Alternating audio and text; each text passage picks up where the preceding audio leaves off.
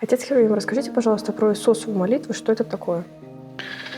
Ну, Иисусова молитва, конечно, это как частный раздел, конечно, глобального разговора о молитве. Но если совсем сокращенно об этом сказать, то это, конечно, умное делание, которым должен заниматься, в принципе, христианин. Почему-то сложилось в среде и духовенства, и вообще как-то такое распространенное общецерковное мнение, что вот таким умным деланием молитвы Иисусовой должны заниматься только монахи. И, мол, что это прерогатива только их. Вот это вот повторение молитвы «Господи Иисусе Христе, Сыне Божий, помилуй меня грешного», или как это в русской традиции, или как это в греческой традиции, пятисловная молитва «Господи Иисусе Христе, помилуй меня».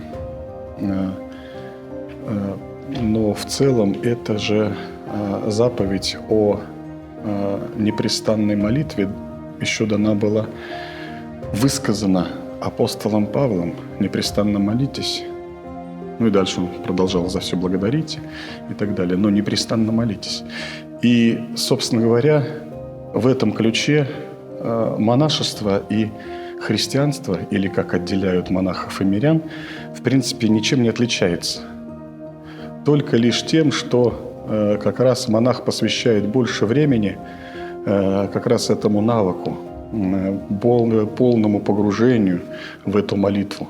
Или, как это в аскетической традиции называется, исихии, то есть тишины, то есть традиции исихазма, как многих называли. Вот есть там святые отцы исихасты, вот те, которые непосредственно занимаются в практическом аспекте Иисусовой молитвы, то есть достигают тишины ума, конечно, соединения ума и сердца, что обуславливает вот это вот умное делание. Потому что как раз вот Иисусова молитва, она и приучает человека вот именно к непосредственной молитве, чтобы работал ум. Как работал ум? Можно такой пример привести. Вот наступает пятница, да, мы знаем, что у нас будут выходные дни, там суббота, воскресенье. И вот вечером, во второй половине дня, в пятницу, сидя на работе, в голове как бы щелкает мысль о том, что как я проведу выходные, как я поеду куда-то с друзьями отдыхать, что мы возьмем, что мы будем кушать, сколько человек поедет. И вот это в голове в одну минуту. То есть даже не в одну минуту, а вот мгновенно это проносится в голове. То есть план такой мгновенный.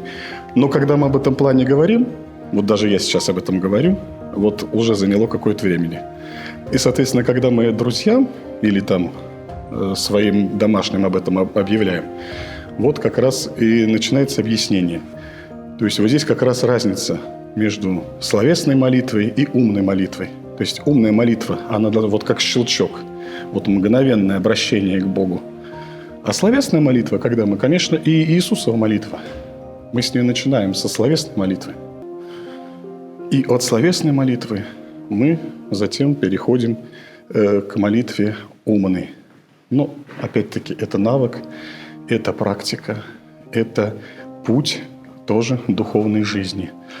А Иисусову молитву мы можем творить многократно и, так сказать, сию секунду. А если в уме это подумать, она мгновенно. «Господи Иисусе Христе, помилуй меня». То есть и мы обращаемся к Богу, и как бы Господь обращает на нас свой взор. Конечно, уже ответ на этот призыв от Бога – это уже совершенно другое действие.